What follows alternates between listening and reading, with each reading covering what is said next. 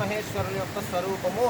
త్వత్ప్రసాదాత్ మీ యొక్క అనుగ్రహము వలన అహం నేను సన్యాసం కరోమి సన్యాసం తీసుకోవాలని చెప్పి అనుకుంటున్నానని మీరు ప్రార్థించారు. ఇదే సమాధానం చెప్తున్నారు.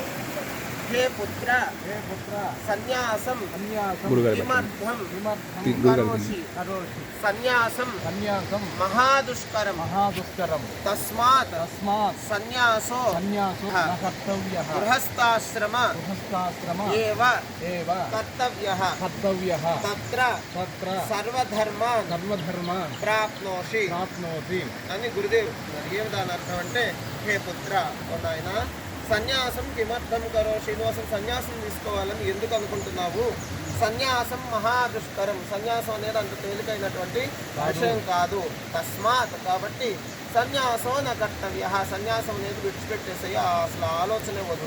గృహస్థాశ్రమ ఏవ కర్తవ్య చక్కగా గృహస్థాశ్రమం తీసుకో. తత్ర సర్వధర్మాన్ ప్రాప్నోషి అక్కడ అన్ని ధర్మాలన్నీ కూడా వాటిని ఆచరించి నువ్వు ధరించి తప్ప సన్యాసం జోలికి వెళ్ళబోతున్నాయినా అని చెప్పి గురుదేవులు అంటున్నారు. మలయాళ స్వామి వారు కూడా అంత ఆత్మ సాక్షాత్కారం పొంది వ్యాసాశ్రమం కానీ